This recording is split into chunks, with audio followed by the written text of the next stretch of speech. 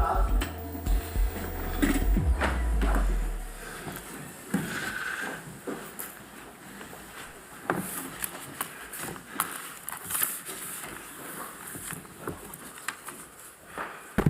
afternoon in beautiful and even a bit sunny Maastricht. My name is Tom van Veen. I'm acting pro-rector of this university, and hereby I open this academic ceremony in which Ruud Wetzels will defend the academic thesis A New Point of between brackets View, Broadening the Arsenal of Review Papers in Marketing. May I invite you, Ruud, to present a summary of your study and the conclusion of your thesis in 15 minutes. Thank you, Pro-Rector. Dear Pro-Rector, dear members of the Corona, dear promoters, dear colleagues, family and friends, being here today and also joining online. In this presentation, I will guide you through the research that I have been conducting over the past years. My name is Ruud Wetzels, and the title of my dissertation is A New Point of Review, Broadening the Arsenal of Review Papers in Marketing. So I structured the presentation as follows. I will first explain the problem that I address in my dissertation. Then I will move on to the solution that I have developed, and I will conclude with why this is important and what are the benefits. So, starting with the problem. First, I want to quickly explain how academic research works. Because when we do research as academics, it's all about knowledge. So what is knowledge? Knowledge is the theoretical or practical understanding of a subject. And what we do is we conduct a study and then we write up our findings in an academic article. And that academic article gets published, which means that we don't only generate knowledge, but we also share that knowledge, because once it's published, it's also available to other researchers, but also to practitioners, like, for instance, marketing managers or policymakers. And it's not just about generating knowledge and sharing knowledge, but it's about generating and sharing new knowledge. Ideally, what we do is we extend existing knowledge so that we also extend the theoretical or practical understanding of the subject. So that is the ultimate goal. If we want to extend existing knowledge, that also means that we need to understand the already existing knowledge that is out there. So the relevant existing knowledge, that's what we build on. Which means that if another researcher comes, this could be, for instance, the new relevant body of knowledge to build on. The problem, however, is that nowadays it looks more like this. To give you an idea and put a number on it, last year alone there were over 7.5 million articles published, which makes it, of course, increasingly more difficult to develop such an understanding. And to complicate matters even further, it's not only that the body of literature is growing, but it's also growing increasingly more diverse. And that basically threatens the very core of academic research, right? Because if we cannot understand what has been written, how are we supposed to extend it? And that looks a bit like this, because if we would only partly understand relevant findings that are already published, that also means that we are only building on part of this knowledge. Essentially, what happens is we are running around in circles, repeating past errors and reinventing solutions for the same problems, overall making our research efforts uncoordinated and inefficient. If, however, there would be a way that we can understand the full body of relevant knowledge, then we would move to this situation, where we would move forward. So instead of running around in circles, we build on each other's work. And we would not be repeating past errors, we would not be reinventing solutions to the same problem, and our research efforts would be more coordinated and efficient. And this is exactly what I focus on with my dissertation. So moving from a situation where we're kind of stuck to a situation where we can move forward again. So that's the problem. Then moving on to the solution. So essentially, if I look at my PhD projects, I did 4, but we can group them into 3 different stages. So first, what I do is I identify the needs. So what are the specific requirements that this solution should contain? Then I actually develop this solution. And in the last 2 projects, I test the solution. So starting with the first one, identifying the needs. In dealing with this large and diverse set of articles, there are a couple techniques that are already available. So I start with basically looking at what is available, so that from there on we can see what is missing. Right? So it turns out that there are 7 review paper types in the marketing discipline. We also look at to what degree they have been used over time. So have they been increasing, decreasing as time passes by? And importantly, we look at the advantages and disadvantages of all these review paper types. And especially the latter is what we focus on, because we wanted to see what are basically the shortcomings, so that we know what are the requirements for the newly to develop solution. And it turns out that the issues that basically the existing arsenal struggle with are related to scalability issues, to diversity issues, and accessibility issues. So the majority actually of these review paper types, they require researchers to go through the articles manually, and there's only so much you can do when you have to read it all by yourself and develop an overview. So at some point, we reach the end of the viability. The few that are capable of dealing with large data sets, they run into issues when we talk about large and diverse data sets, because they can only deal with one specific type of article.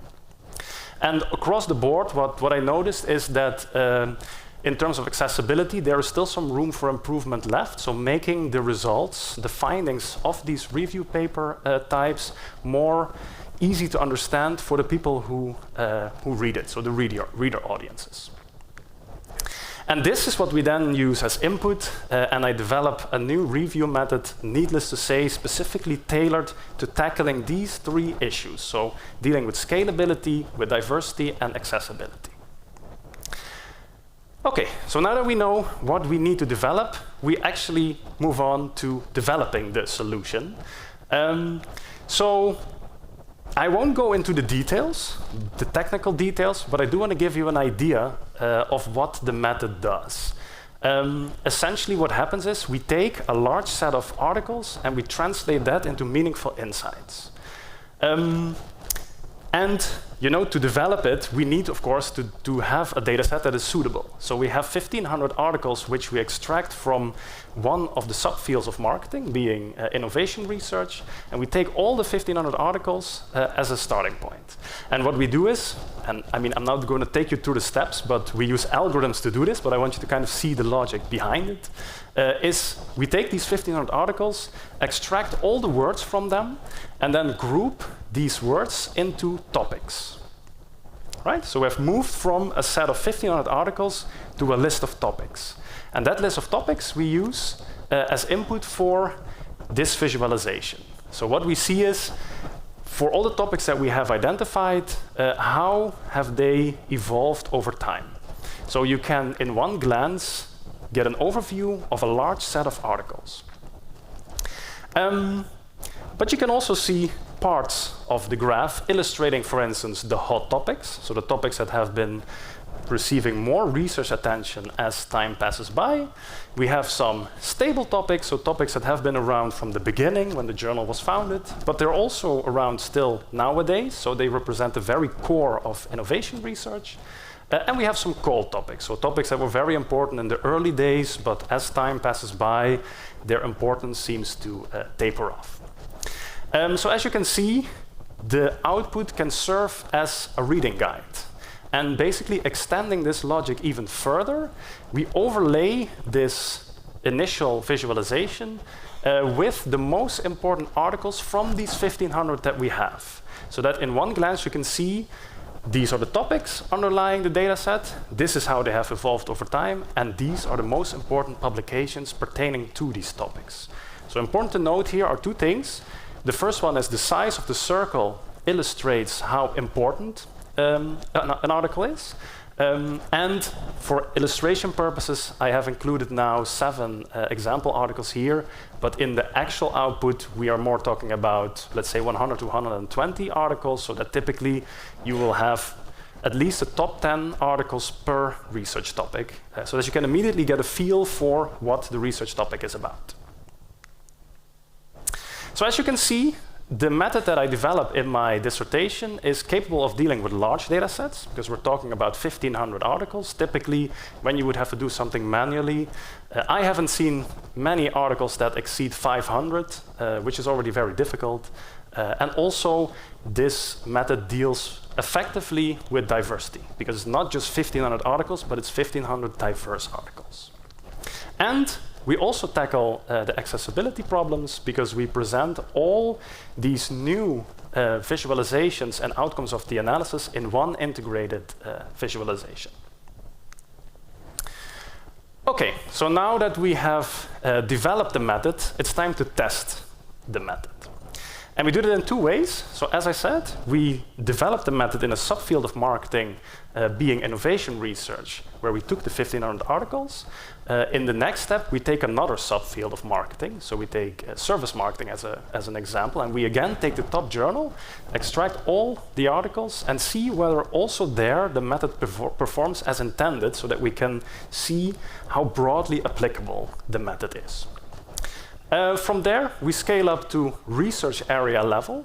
So this is typically characterized by a data set where we have publications from different journals, but also different research disciplines, so it's more complex. And it turns out that the method delivers on both levels, so we actually validated how broadly applicable it is, but also when we scale up, it still delivers. Okay, so why is this important? The review method that I developed in my dissertation allows researchers to move from a situation where you're not able to understand all the relevant findings pertaining to the theme that you're interested in, to a situation where you can develop such an understanding, allowing researchers to move forward again. So we can avoid past errors and invent new solutions to relevant problems. Overall, making our research efforts more coordinated and efficient. And by doing so, we protect the very core of how academic research works, because now researchers can focus again on knowledge, but more particularly focus on generating new and relevant knowledge, sharing that with other researchers and practitioner audiences, and doing all of this in a way that is future-proof, that can be extended beyond the traditional boundaries of the marketing discipline.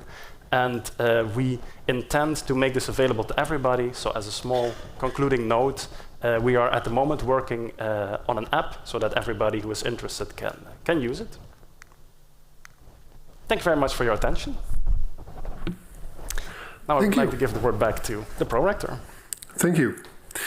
The opposition will be opened by Professor Maar, Professor of Digital Innovation and Marketing at Maastricht University, and Professor Maar was chair of the assessment committee of this thesis.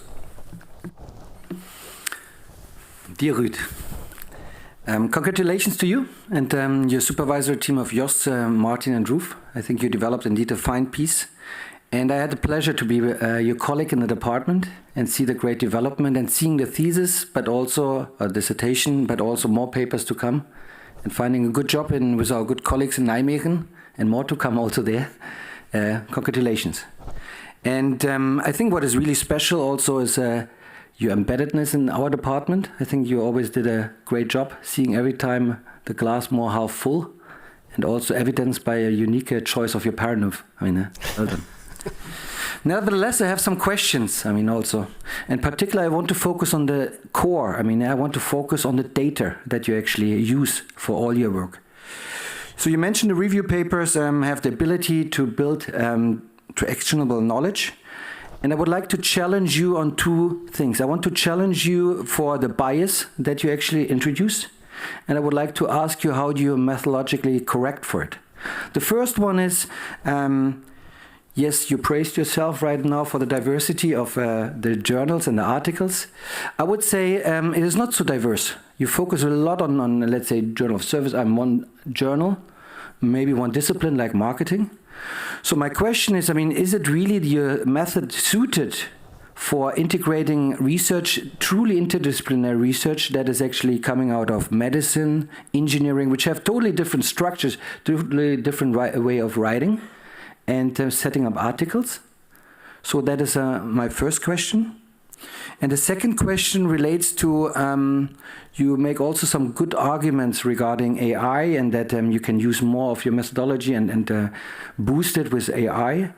I would like to turn it around and think about that more and more articles are using AI to help writing articles.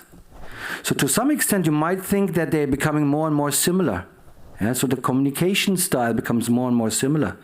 So in which way does that influence also the outcomes, the findings of your work? And I know that the second question or the answer might be more of a speculation, but nevertheless, I would like to ask you to speculate a little bit how that actually influences your results and maybe how you could also account for that in your method.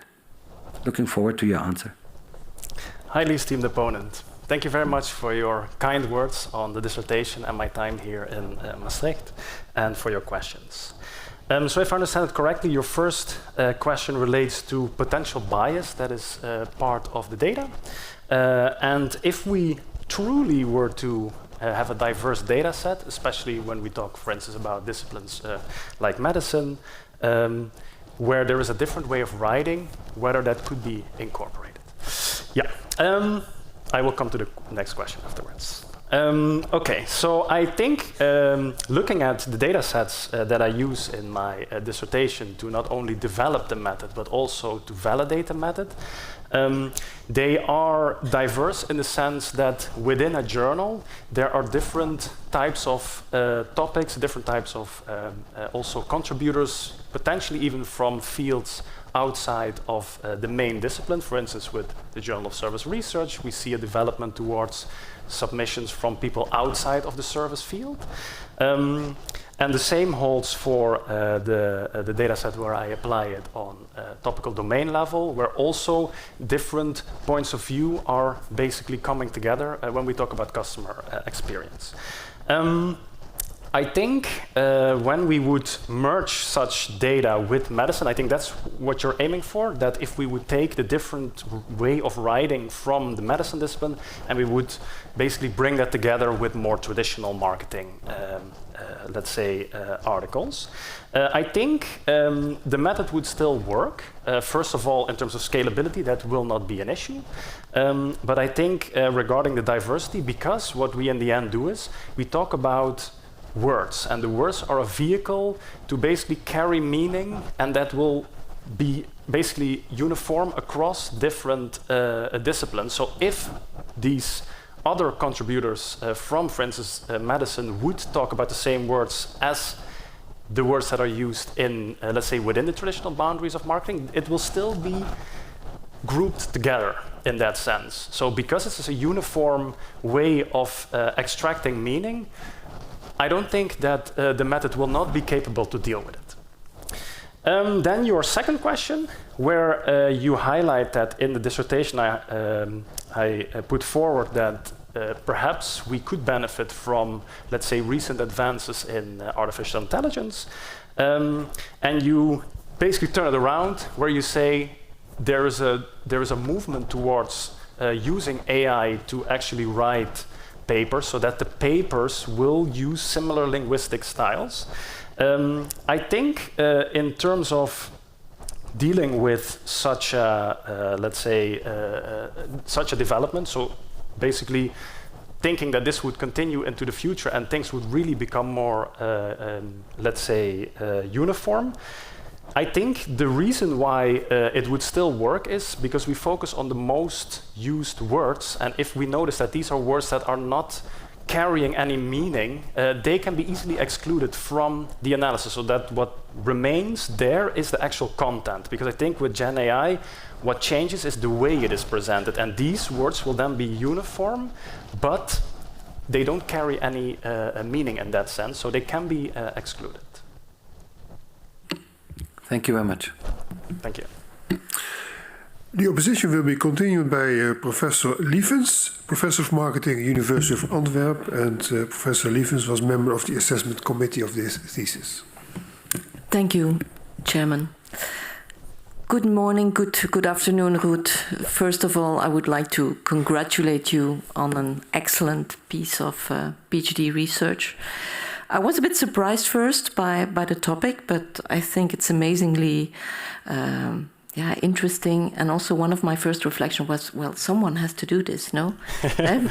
Okay, it doesn't mean that it's not very interesting, but it was completely a little bit different from the type of topics that I was asked to evaluate. Mm-hmm. So I have two questions, and one will be relatively brief because it follows the question of Dominique. And I was a bit critical to the extent because I really love the introduction and the positioning and the promises you made, and you talk about these grand societal challenges. The knowledge generation and the sharing will allow us to tackle some of these grand societal challenges. But actually, I had a little bit the same thought. Looking, and that is really something I really appreciate. So you went on a disciplinary level, marketing, then you zoomed in on subdiscipline, innovation management, then you went into the journal level, GSR, and then the topic level. And it seemed, going over the results, that actually the extent of multidisciplinarity increases when you go to the topic level. So in that sense, I agree with the answer that you give to Dominique that, okay, considering the amount of articles and capturing the words, you are also coming up with two solutions and you are able to capture multidisciplinarity. But I am actually not so sure with the other levels, because GSR in itself, services management marketing, is probably in itself already quite interdisciplinary in nature. So what is your perspective here? I can imagine that your novel review method or topic modeling is more suitable on the lower levels, on the journal and the topic level, and not so much on the disciplinary levels. How do you see the applicability? That's one. And a second short question. I was actually wondering how optimistic we should be in terms of the multiple stakeholder groups, being managers, consultants, academics, because you sell it in a way like, okay, if we do this and I have this typology and I have this topic modeling, but actually the effectiveness of the solutions you provide will depend on the ability of those stakeholders groups to really understand the methods, the procedures. So I was a bit critical if it's going to be that easy for the aimed target audience to really capture what you are planning to accomplish. Okay, a bit longer than I wanted, but that's the two questions. That's okay. Highly esteemed opponent, thank you very much for your kind words on my dissertation and your questions. So, if I understand correctly, your first question relates to scaling up to discipline level. Would that work?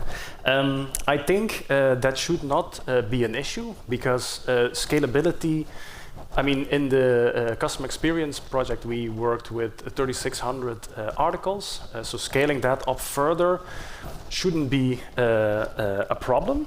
Also dealing with diversity, because that would only mean that the groups that we have, so the existing diversity will be, the diversity itself wouldn't grow, but within the existing categories, we just have more articles. So in that sense, that shouldn't be a problem.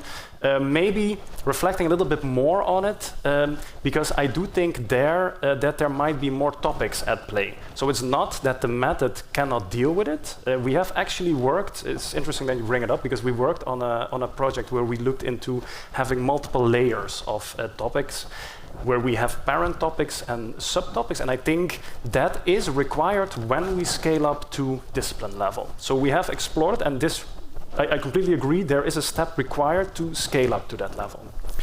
And your second question related to the stakeholders that I bring up that could benefit from the method.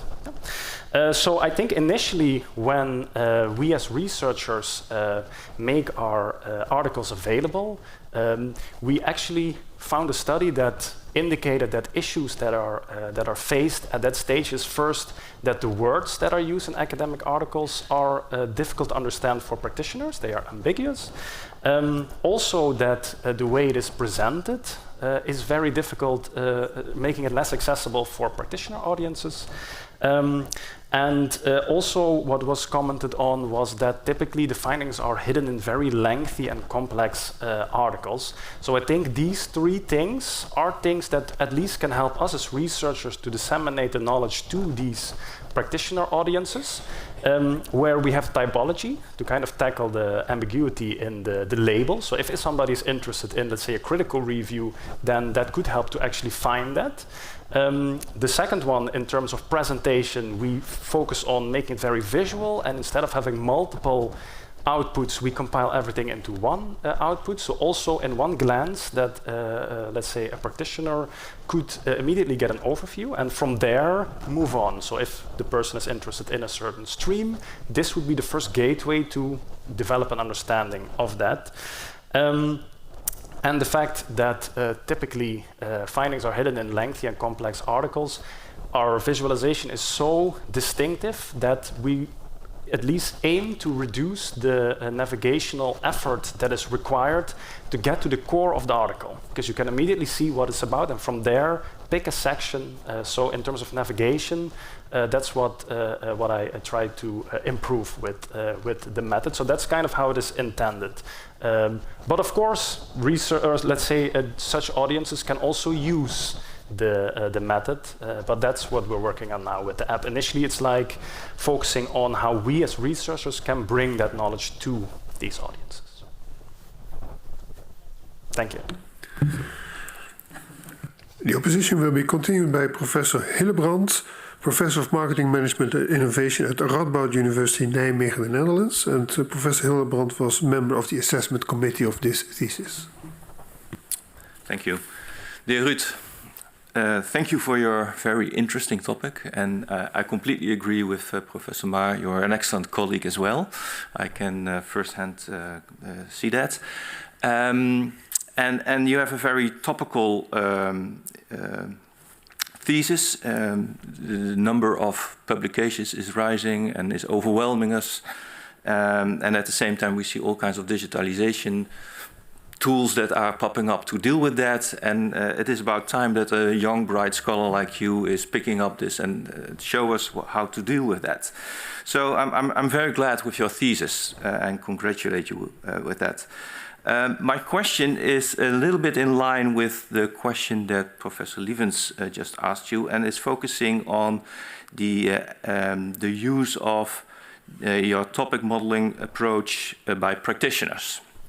You focus mainly on the use of by academics, but you also claim that it is also useful and easy to use by practitioners. And I would like you to reflect a little bit on that. And there's some similarity with the technology acceptance model by Davis. I'm not sure whether you're aware of that. It basically says that the use of an innovation, and in this case that would be this topic modeling approach, is determined by the ease of use and on the other hand the usefulness of that innovation. So in terms of the ease of use, you claim that it is more accessible, that it's more easy to use also for practitioners. How sure are you about it? Because that is not something that you explicitly studied. And obviously that also depends a little bit on with what do you compare it, right? I mean, if you compare it with very lengthy narrative kind of reviews, then it might be easier to score well on that than if you use other comparatives.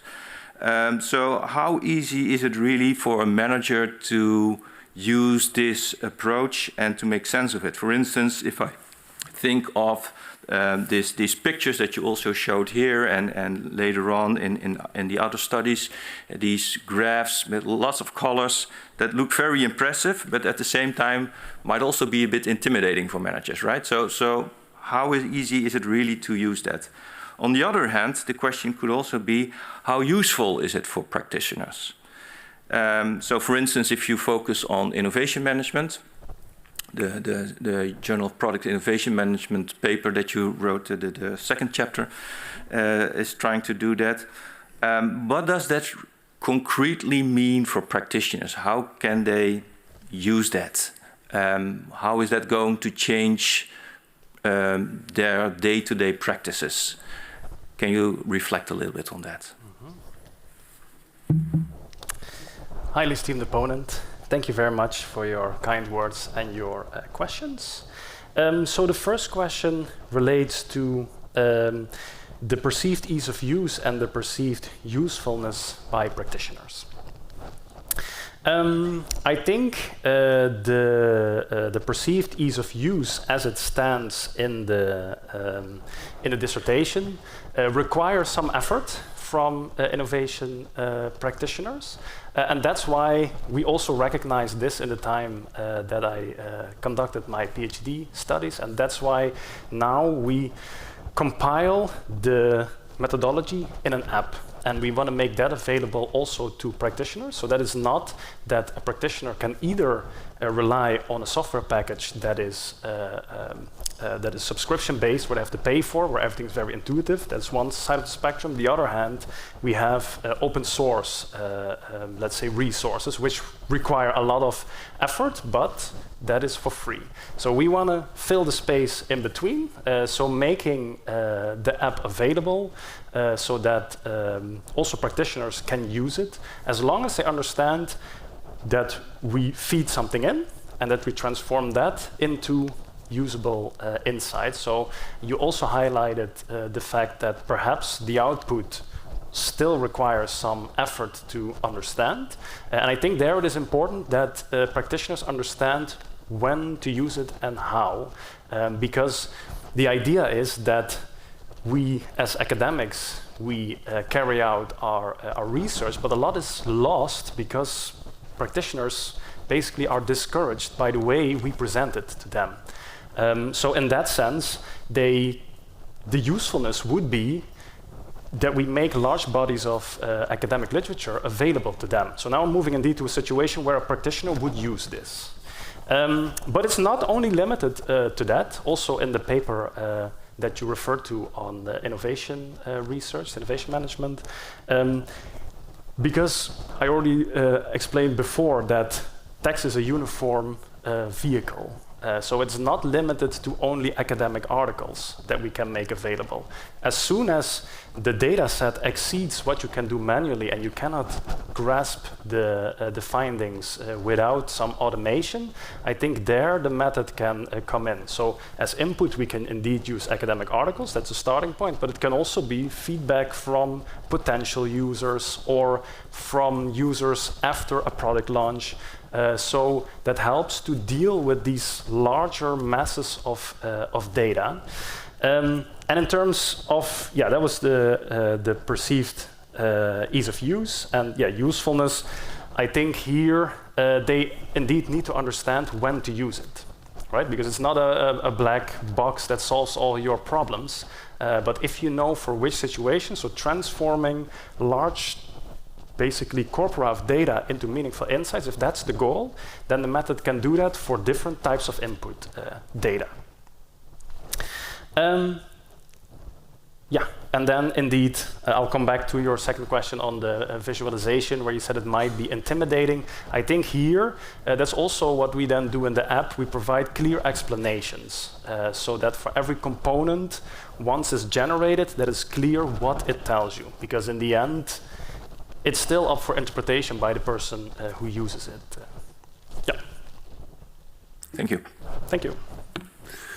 The opposition will be continued by Professor Van. Professor Van is Professor of Econometrics at Maastricht University, and Professor Van was member of the assessment committee of the thesis. Thank you, Mr. Pro-Rector, dear candidate, Mr. Ruud. Let me congratulate you with this very nice piece of work, and also with the effort to summarize the enormous amount of information that is there. Extremely important.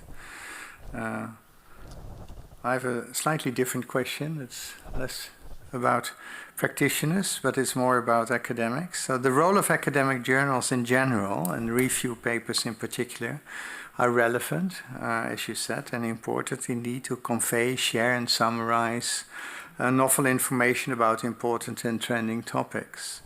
Well-known publishers have provided their names and efforts to build high-standing journals, which do mainly surveys. The most well-known and most cited example is the Journal of Economic Literature that we all know. It's one of the journals managed by and owned by the American Economic Association, with, among other journals, the American Economic Review, and it exists since 1996. And it is, and I quote, designed to help economists keep abreast of and synthesize the fast flow of literature. So it's a problem that we are dealing with for a long time. Other examples then followed. The Journal of Economic Surveys that started in 1887 and is published by Wiley, an academic publishing house with more than 1,700 academic journal titles.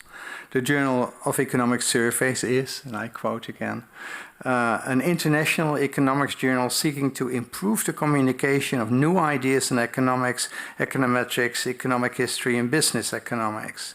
It provides a means by which economists can keep abreast of recent developments beyond their immediate specialization. All of this must ring a bell to everything you've been doing.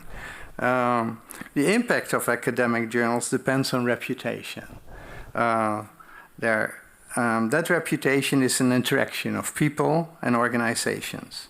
Organizations are not only the publishing houses, but also the universities that attach their names to it.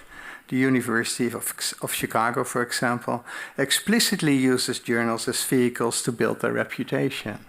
The Journal of Political Economy is a good example of a journal that is as old as the Econ department, which is over more than 100 years and is still managed and published by them. The School of Business and Economics of Maastricht University also once had this idea of build a reputation by managing journals in the house. The Journal of Empirical Finance, for example, is created here as an initiative of the Departments of Quantitative Economics and Finance. It's published by Elsevier since 1993. The European Economic Review had its editorial office at the School of Business and Economics from 2002 till 2013. Now I come to my question. Do you see any opportunity for the use of your developed method for a new journal of marketing review literature? And if so, how do you, as an expert in reviewing papers in marketing, should such a journal be organized? Finally, if such a journal would be coming to exist for a head start, in order to get the largest possible impact and readership from the beginning, what do you think should be the topics of those new first articles? Or, stated differently, can your method also forecast? I'm looking forward to your answer. Highly esteemed opponent, thank you very much for your kind words and your question. So, if I understand correctly, your question revolves around a potential scenario where we would develop a new journal, where the method would be central, how to organize such a journal, and what would be topics that I expect to be basically booming. Exactly, based here with a lot of views and readership. Yeah, indeed. Yeah, so I think that would be a great idea for a new journal. And I think that kind of ties into the question that Professor Hillebrand also brought up, because I think it requires that we are clear to potential researchers who would want to publish in the journal, that they actually use the method in the correct way. So I think that is key to organizing such a journal. So we can, hopefully by then, have the app available so that researchers can use it, along with a very elaborate, let's say, explanation and instructions. And if I look at the because we have applied the methodology in different projects, more than what is now contained in the dissertation. And there are some topics, if I look across the board, that seem to be increasing in different contexts. So I would like to take that and project that to our new journal to have an informed answer. Because typically, the increasing topics that they reflect also developments in society. So they tend to revolve around technological developments, but also, let's say, being responsible, so ethics, sustainable development goals. So these are typically, I wouldn't say necessarily there's always the top two, but they are always in the hot topics. So I would expect if we would have a journal focusing on applying the methods within the marketing field, that these would also be prominent topics featured in our new journal. Thank you very much for your answer. Thank you. The opposition will be continued by Professor Marchand, Professor of Management Science and Marketing at Leipzig University, Leipzig in Germany. Dear Ruud, my question concerns your bibliographic analysis. In this, you developed interesting ideas for future research topics, and you nicely summarized the past 25 years of the Journal of Service Research. My question is, based on your analysis, could you give us some propositions about trends in this journal? For example, we will see more publications from Asia. We will see more lead female authors, or in general more authors, and so on. Thank you. Highly esteemed opponent, thank you very much for your question. So you zoom in on the bibliographic part of the project where we map the content of the Journal of Service Research. And one of the things that we did was look at, for the lead authors, what is their affiliation? And then we looked at in which continent is that located and how that has evolved over time. And your question is, how do I see that basically progressing in the future? Yeah, so originally the Journal of Service Research was founded in the United States, and that's also what we found, that in the early days, a lot of first authors, so that's the disclaimer that I placed because it's only the lead author affiliation that we looked at, but that was predominantly North American. And over time, what we see is that that is decreasing, that Europe is actually increasing, and that perhaps the others are increasing, but to a lesser degree than Europe. And I think that is a development that also the journal, if I look at the aims, aspires, right? So that it's more diverse in terms of perspectives that are published there. So I think that is a trend that is something that we should all applaud, but I do think that it could be even more stimulated, because I think there are definitely also a lot of, let's say, research topics, because you highlighted Asia, that are not that prominently featured yet. Right? For instance, if we think about social commerce, which is booming in areas of the world, for instance, in Asia, which is less the case, for instance, in Europe, I think if we want to get these insights, because they are also very relevant to the service domain, that could be stimulated more by, for instance, maybe appointing guest editors for special issues from these regions, focusing also particularly on these topics that could complement the current set of topics. Maybe also having workshops there to basically make sure that we also get these points of view into the journal. So that is, I think, in terms of geographic location, and we repeat this exercise also for gender, where we saw that initially it was predominantly male lead authors that were featured in the Journal of Service Research. But over time, it's growing towards a more balanced picture, where I think there was even one year where females overtook males, and I think that is a great development as well, so that we have a more balanced, let's say, author base. In terms of lead authors, of course. Thank you. Thank you. The opposition will be continued by Professor Larivière, Professor of Marketing at the Catholic University of Leuven, Belgium. Thank you. Ruud, I'm very glad I'm here and to finally meet you. I also enjoyed reading your dissertation. I think it's very impressive. It covers 4 papers, but in addition to that, you have published 3 more papers, which I think makes 7, which is a lot. It's not only the quantity, but also the quality, which is very good. I prepared some questions, but I don't have much time. So I have broad questions and specific, but I will ask a very specific question. I will focus on your last study, which is about customer experience. And one of my PhD students, Arne de Keizer, also did his PhD on that topic. And I was particularly intrigued by one sentence that you wrote and one table linked to that. You said that 2 academic customer experience experts independently coded 4,147 articles. But then there was a point, but not an explanation. So my first part of my question is, how did you do that?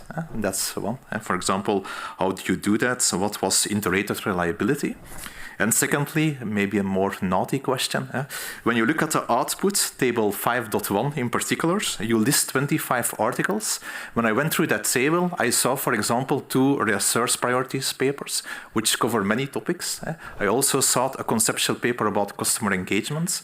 So some colleagues of mine or people in the community of service research might disagree with you that this is customer experience. So I would like to challenge you to convince me why this needs to be imported in that review paper to understand customer experience. More questions. Highly esteemed opponent, thank you very much for your kind words and for your questions. So the first question relates to basically the sample size, right? So we indicated there's over 4,000 articles on customer experience as a starting point, and once we actually coded them, we end up with 3,600. Still a very sizable number. So your question is, how do we end up at that number? Yeah. What we try to do is develop a comprehensive overview of customer experience research. So as starting point, we went to the database Web of Science, and we looked at within the category of management, so that's obviously broader, business and management, sorry. So 2 groups, and within that large set of, let's say, journals, so within the discipline as categorized by Web of Science, there is a list of journals, and that is what we used to basically have our 2 academic customer experience experts go over the list of journals to narrow down the journals that are relevant when we talk about customer experience, but in the broadest sense of the word. On the other side, can you define the broader sense of the word? What that means? That you said you classified into yes or no based on the broader sense, but what does it mean to you? Yeah, so basically the assignment that we gave them is if you believe that there is relevant customer experience research published ever in this journal, then include it, and otherwise not. So we rely on their expertise to kind of judge whether there is relevant customer experience research in these journals. And that's why we start with a relatively broad set of journals to have a broad starting point and then narrow down from there.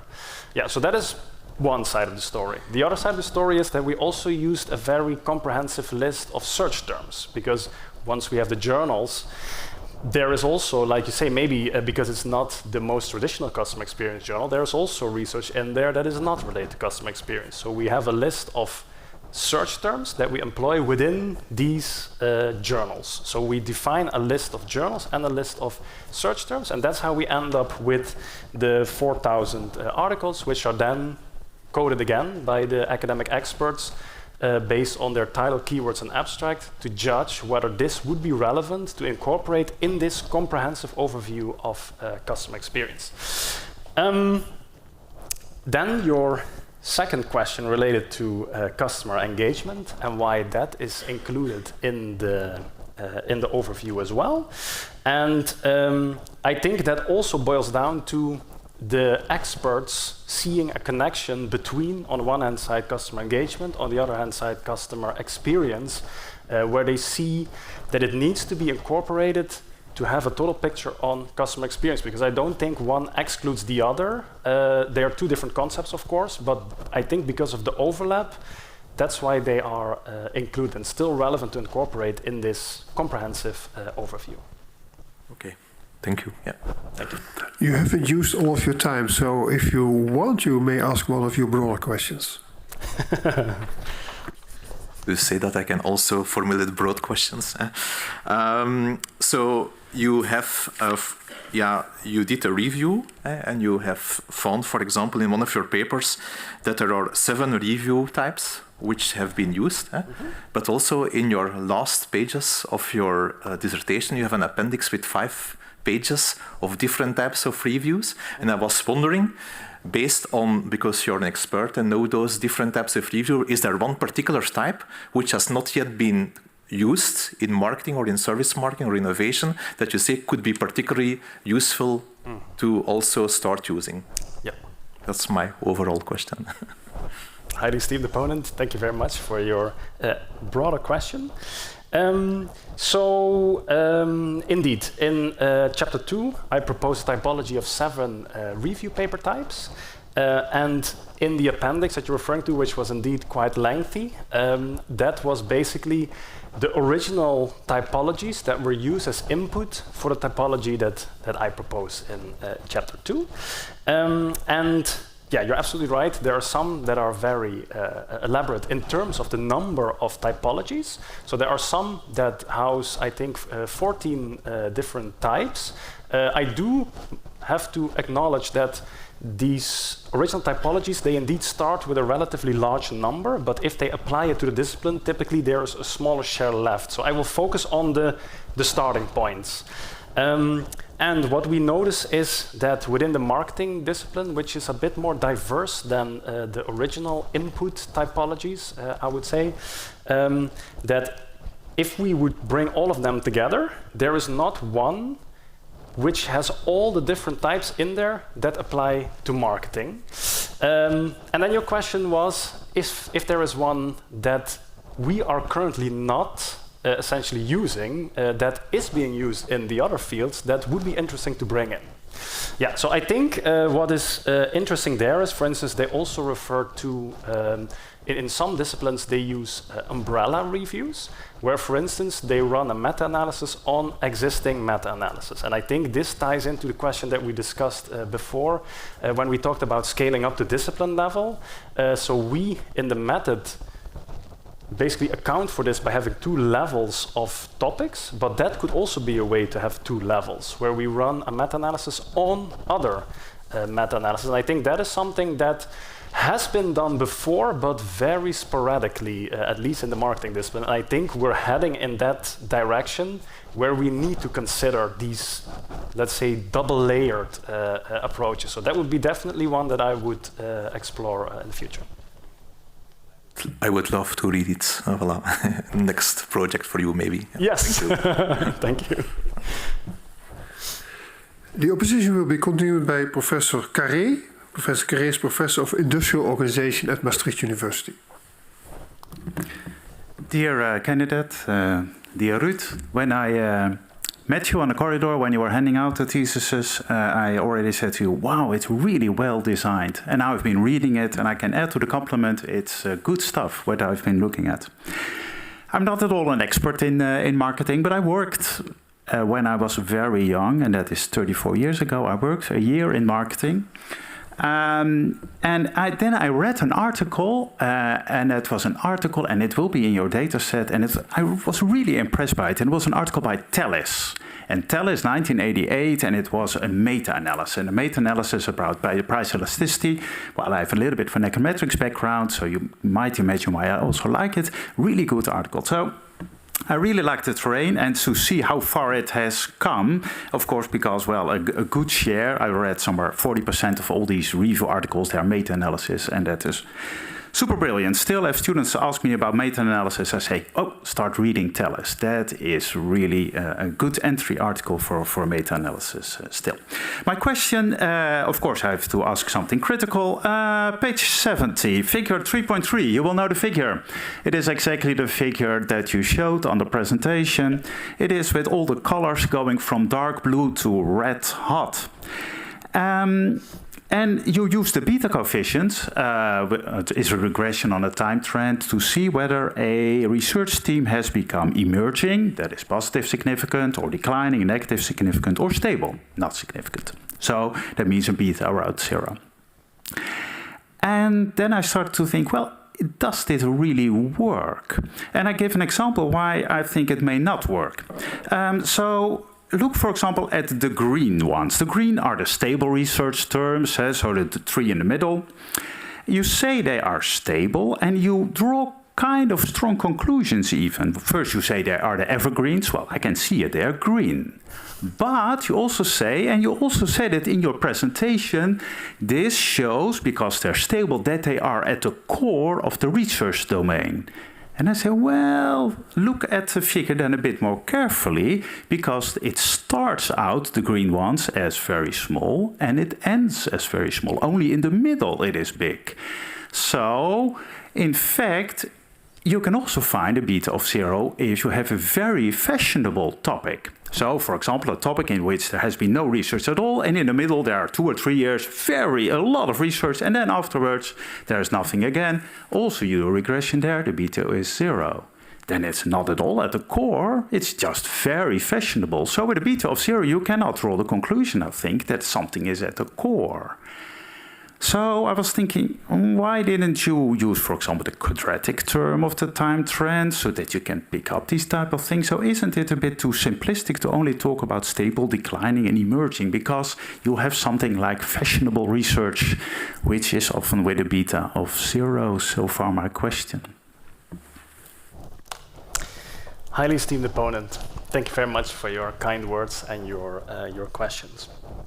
So your question revolves around how we, or how I basically separate between emerging, stable, and declining research terms, but basically zooming in on stable ones, because indeed I claim that these are core to whatever data file we feed into it, and that there could be a situation where in the beginning it was not present, then a lot, and then basically it runs out of fashion.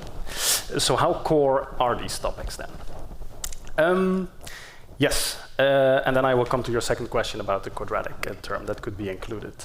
I think we can still claim that these are core research teams because they have been around from the beginning, still around now. But I agree that there could be some nuance there, that maybe within the group of core topics, there are some that indeed have been, let's say, dominantly featured in the beginning and also dominantly featured still nowadays. So having another group within the stable topics. The reason why I keep this simplistic, I completely agree with that, and that is because what we're doing is we're introducing a new, let's say, methodology to a research field, in this case marketing, and there have been some efforts in that direction, but they were also rather simplistic. So we didn't want to move from a situation where basically we move from 0 to 100, but gradually basically introducing it. And I think that would be the level to scale up to have, for instance, quadratic terms to accurately draw the line between what are now emerging topics, stable and declining topics. Okay, so you don't want to introduce a new category next to that. You keep it simple. Yeah. Okay, thank you.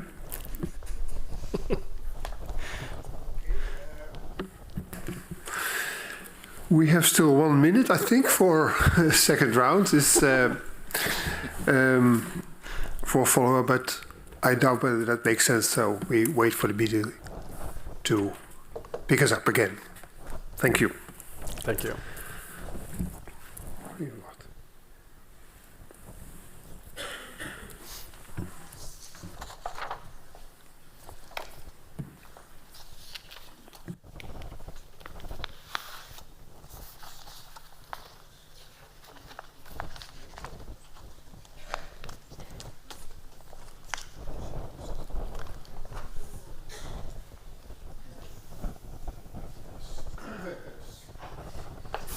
perfect timing.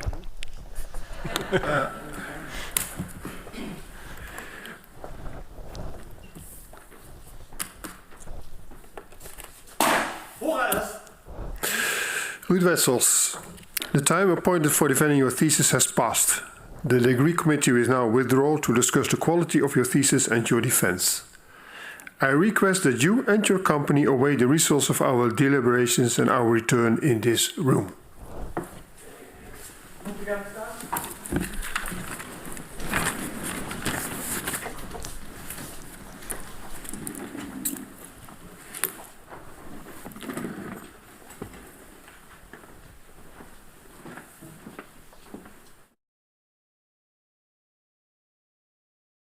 The PhD defense has now ended.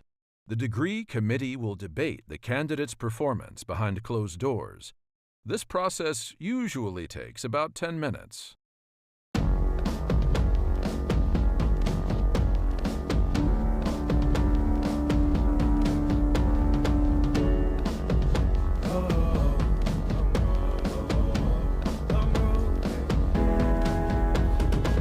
Long road to the south side. 10 miles in my rearview mirror, I know what it felt like. My goal's only getting clearer, east side to the west side. No place like home, if it's questions that you've got, go the extra mile and die.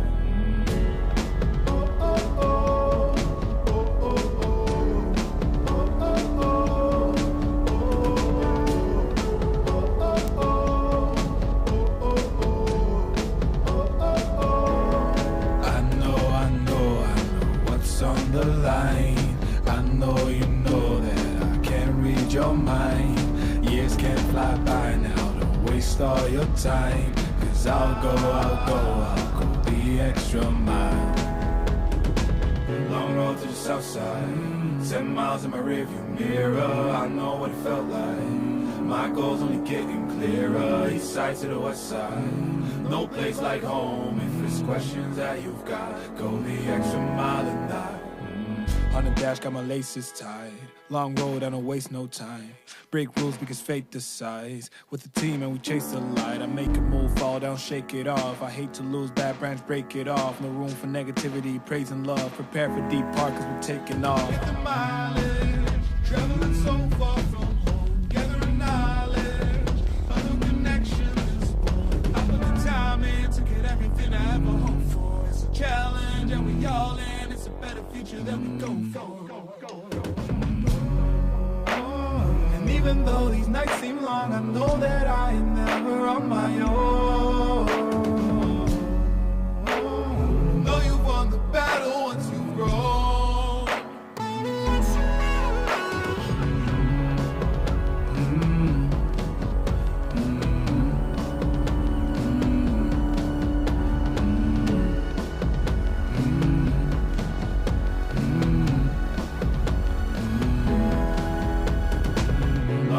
South side, 10 miles in my rearview mirror, I know what it felt like. My goal's only getting clearer, east side to the west side.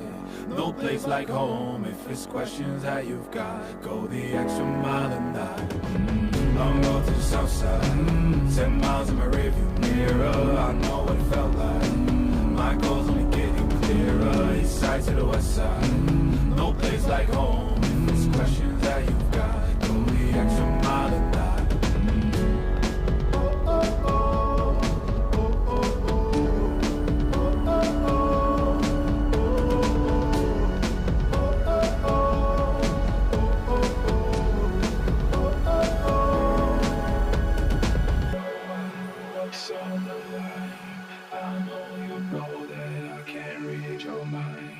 Years can't fly by now, don't waste all your time. Cause I'll go the extra mile.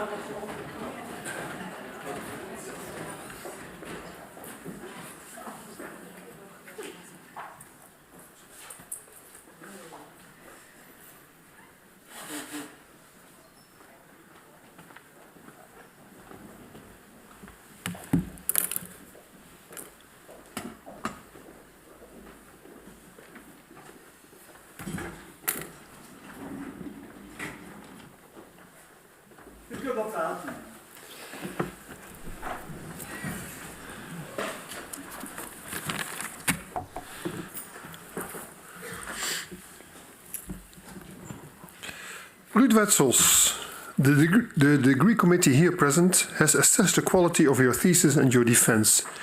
In view of its positive verdict and taking into account your previous qualifications, the degree committee has decided to grant you the degree of doctor. Professor Lemming is authorized to confer upon you this academic distinction in accordance with Dutch university custom. I invite your supervisor to now take the floor.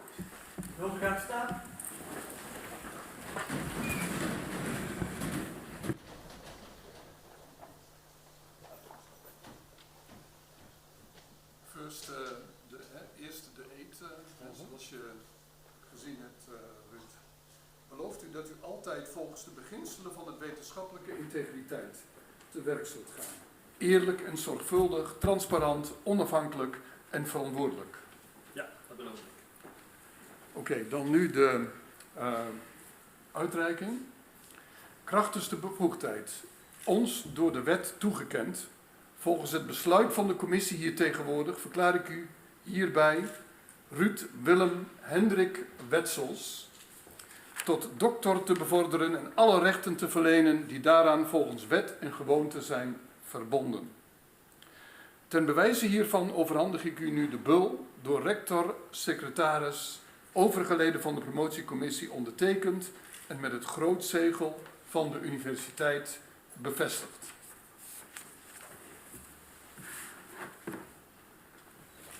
En dan hebben we hier de bul. Gefeliciteerd.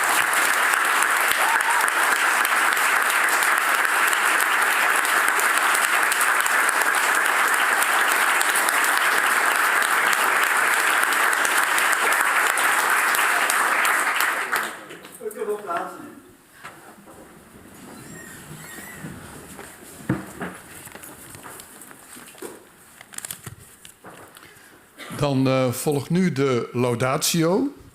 En volgens goed gebruik tussen Martin Wetzels en mijzelf hebben we het niet gecoördineerd. Maar ik ben blij dus dat ik als eerste jou mag toespreken. Dan kan Martin aanpassen. Één ding hebben we wel verschillend gedaan. Ik ga het in het Engels doen en Martin in het Nederlands. Tot zover hebben we het wel gecoördineerd. Dear Ruud, congratulations with your doctorate. Dr. Ruud Wetzels from now on. Super to see many people here in the room and to see Eefje Nijst and Pascale Prikkaerts as your paranymphs. Pascale and Eefje can be considered as all-time anchor women of the department. The place to drop by and to get support for now 85 colleagues. So many people here, and the choice of paranymphs is already saying something about Ruud as a person. He is very sociable, easy to approach, and with many friends. I see all of you here. There are many of these occasions where there are far fewer attendants, so I'm happy to see all of you here. Before I start, I would like to get two things straight. First, your name is Ruud, and pronounced as Ruud, right? With a Dutch U. Not Ruud. And Droef Grebel still addresses you by Rud, right? So that's the co-promoter that is unfortunately not here. We told him several times that it's Ruud, and in vain. Droef is professor at Babson College and co-promoter, and as I said, he could not join today. Second, no, you are not Martin's son. Technically, it would have been possible, by the way, but no, not his son, not even a relative, right? As a football fan, you compared your decision to pursue an academic career with as supporters stepping up from a stance onto the pitch. That was in your introduction. From the stance as a supporter to the pitch of academic research. This was an excellent decision, from a teaching position to a PhD position. By the way, I think that you yourself should have stepped onto the real football pitch as a player. Given the state of affairs at your football club Ajax Amsterdam, the club would have greatly benefited from your soccer skills, and maybe with your help they would have reached the Champions League after all. So I guess this is a bit painful, right? A little bit. But it's not only praise today. After your master program in international business at SBE, you started at the Marketing and Supply Chain Management Department in 2012. Immediately, you became a successful tutor, able to connect to students in an engaging way. I experienced that myself later when you were coordinating services marketing courses where I was involved as well. Still remember our visit to Grove Garden Sittard. Yeah? Grove Garden Sittard, that's a festival. We went to the organizers for a meeting to discuss and prepare a case for our courses in Maastricht. We ended up in an obscure upstairs apartment of a pub in the city center of Sittard. We had talked to the organizers there. People of the organizing committee of Grove Garden were wearing shorts, and I think we were slightly overdressed for that occasion. By the way, it went well, and the students liked the case setting of Festival Grove Garden and social media back then. You prepared the case in a meticulous way, and I admired your sense of organizing skills. Ruud, you are one of the few people that I know that really do what they promise, and on time, right? That also says something about other people, but... Very reliable and always providing solutions for problems that pop up, or even before they pop up. So that's really your strength. I was not a surprise to me that you later received the Outstanding Tutor Award of SBE, and this is a real achievement. The best tutor among hundreds of tutors at SBE. Also socially, as part of the Leave and Late Committee, you were organizing memorable department days and took up your role as a connector and engager. At a certain moment in time, we were discussing your career options, and you told me that you, while you had previously had some hesitations, were interested now in pursuing a PhD position. Energetically, you started off with topics like AR, VR, eye tracking, and robots.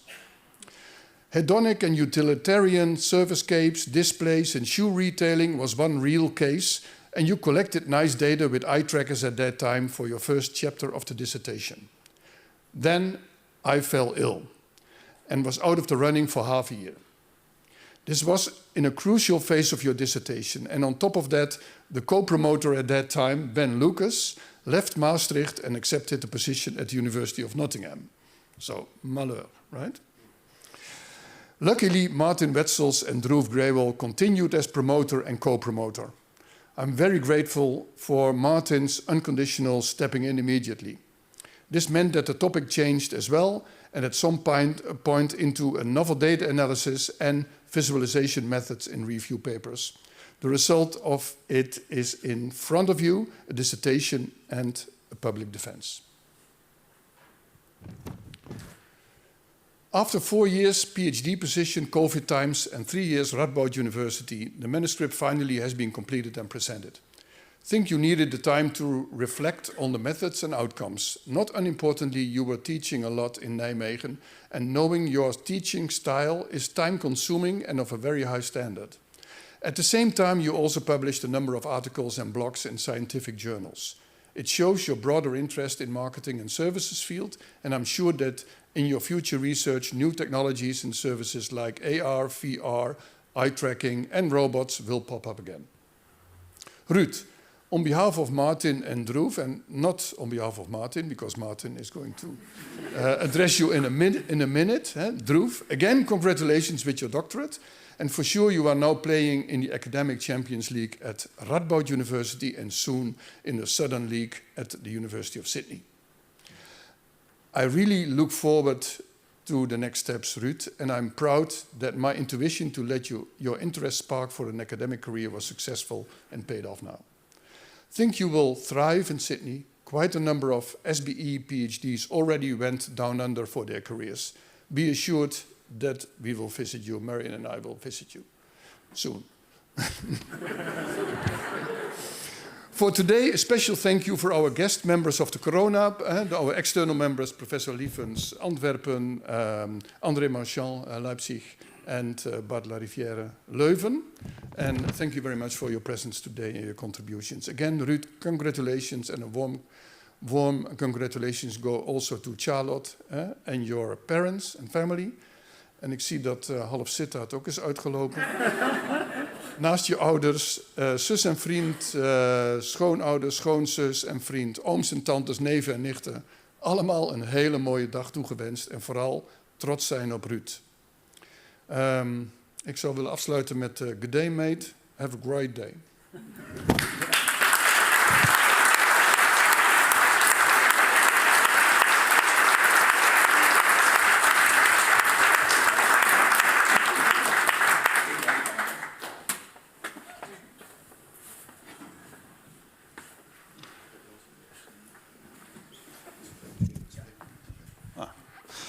Oh, oké. Ik wilde ook nog wat zeggen. Beste Ruud, gefeliciteerd met de behaald van deze doktersgraad. Ik had de speech opgebouwd in het Nederlands om een aantal keywords, om een beetje ook aan onze methode te refereren.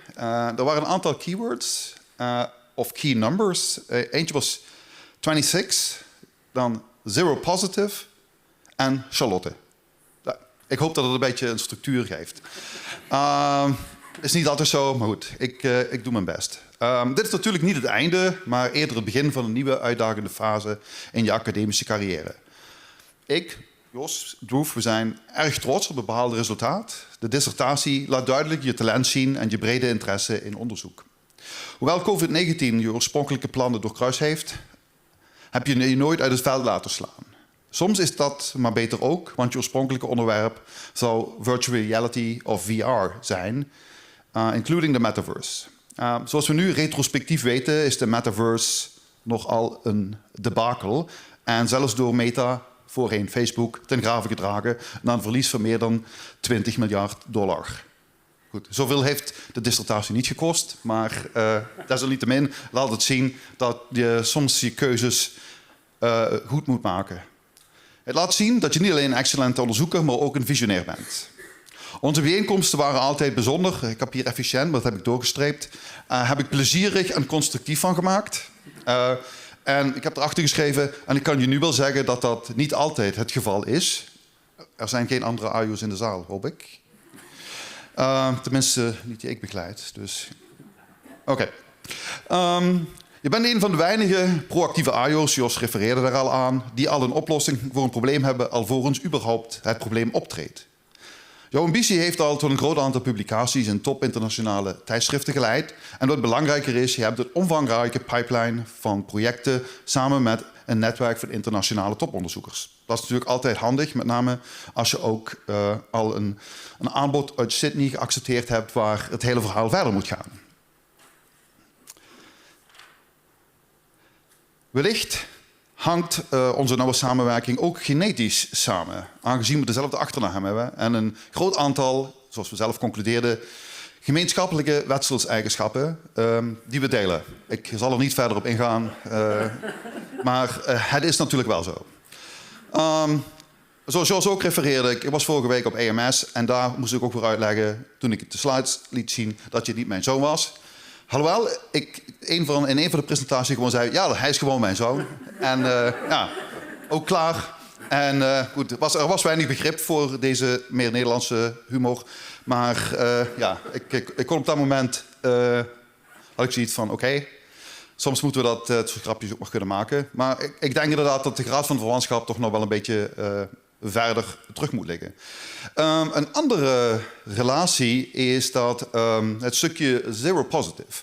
Ik was vorige week op aan het ruimen voordat ik naar de VS vloog en vond mijn bloedgroepbestemming van militaire dienst terug. En tot mijn verrassing was het 0 positief.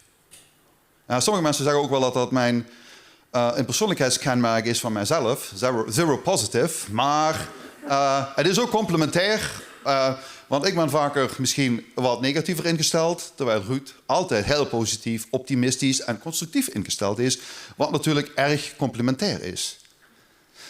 Graag wil ik ook je familie, ouders, vrienden en natuurlijk je vriendin Charlotte bedanken voor hun steun tijdens dit IAT-project. Zoals het in de voetbalwereld heet, you never walk alone. Also, you never write your dissertation alone. Vandaag. Ruud, nogmaals gefeliciteerd. En in de woorden van de Beastie Boys, it's nu time to fight for your right to party. Gefeliciteerd.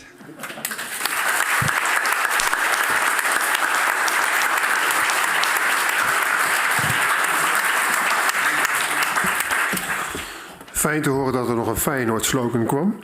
Dat doet me goed. Dear Dr. Wetzels, also on behalf of Maastricht University and the School of Business and Economics, I congratulate you with the degree that you have acquired, and herewith I close this session. U mag nu naar de refter gaan. Daar is een receptie. Wij blijven nog even hier voor een fotomomentje. En dan besluiten we het hiermee. Dank u wel.